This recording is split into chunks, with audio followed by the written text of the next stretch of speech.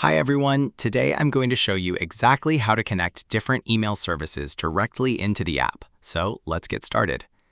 First, you have to open your Shopify dashboard and click on Smind B2B. Click on Settings in the Smind B2B menu to select the Email tab. Next, you need to toggle the switch on. This allows you to use an external email service instead of the default one. And now you'll see a provider drop-down menu where you can select your email service. First, if you want to send emails right from your Gmail, select Google. As you can see in the mail encryption drop-down, we have two options, TLS or SSL. You can select SSL port 465 because it establishes a secure encrypted connection immediately upon connecting to the Google Mail server, ensuring your data is protected from the start. Then you need to enter your Gmail address and passwords. To get the passwords, you need a Google app password. Now open a new browser tab and go to your Google account settings, and you need to navigate to the Security tab. To create a new password, you have to turn on two-step verification. So we're going to use the search bar at the top and find App Passwords, then click on the result. In the App Name field, you can type a name like Smind B2B and click Create. Then a password will appear on your screen and you have to copy this generated password. More importantly, you must delete the space bars between the characters. The Smind B2B app specifically requires a continuous 16-character string. If you leave the spaces in, it counts as 19 characters and will fail to authenticate. Once the spaces are removed, paste this continuous password into the password field in the app and type your Gmail address right there. Under the Custom Email information, you can send mail as a different email if you want replies to go to a specific address like your support email address. Or if you want to send mail under a different name, you can add the sender name to be your brand and enter the name. Finally, we need to test your setup by adding your test email address and clicking Send.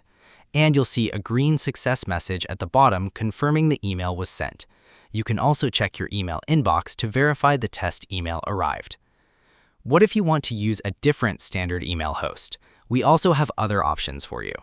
From the provider dropdown, you need to select Other SMTP. You can type in your server address. There are a lot of SMTP server addresses out there you can use, like Yahoo or Outlook. But for this video, we are continuing to use a Gmail address, so we will enter the SMTP server of Google like this. Next, we use the default port number as 587 because it is the modern industry standard for secure email submission across the web. From the mail encryption dropdown, you can select the Start TLSS because it acts as a specific command that tells the email server to upgrade an initially insecure connection into a secure encrypted one before any passwords or data are sent. Then you need to enter your email address and your password. If you are using Gmail for this method, you must use an app password exactly as you've created before. You can also set up your custom sender information, like setting the send mail as different email or name option. Finally, under Send a Test Email, you need to enter an email address and click Send to verify your setup is complete. Are you using Brevo? From the provider dropdown, just select Send in Blue/Brevo right now. First, you also need to enter your email address and API key. This must be an email address already verified in your Brevo account domains to configure it properly.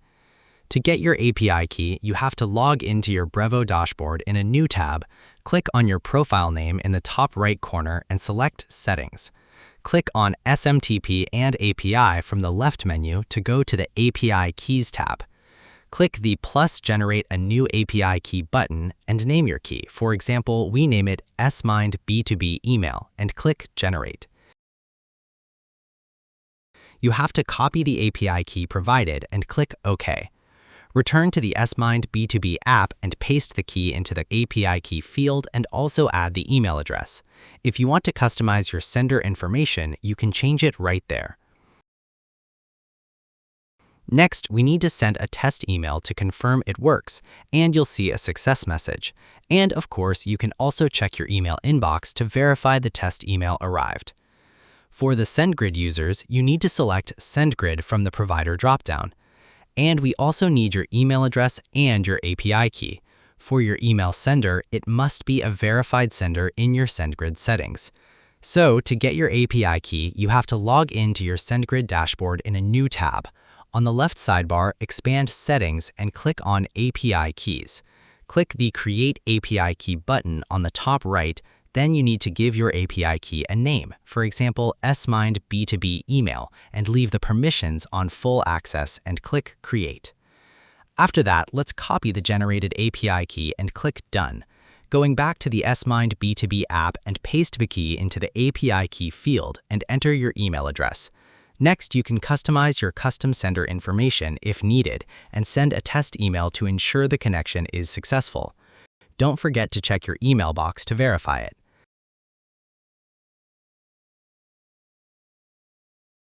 Finally, if you use Elastic Email, pick it from the list. You have to enter your sender email, which must be a verified sender domain in Elastic Email. And to get your API key, you have to log into your Elastic Email dashboard in a new tab. On the left sidebar, click on Settings. Click on Create Additional API Key under the API section. Then you need to type a name for the key and under Permissions, select Full Access and click Create in the top right. Copy the API key from the pop-up and click Close, and you need to return to the Smind B2B app and paste the key into the API key field and enter your email address. Also, adjust any custom sender information as you want, so let's enter an email address in the test section and click Send to verify your setup is complete. And there you have it. You've successfully linked up your email provider. Remember, always send that quick test email before you log off just to make sure everything is flowing perfectly to the inbox.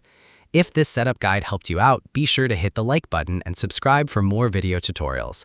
Thanks so much for watching, and I'll see you in the next one.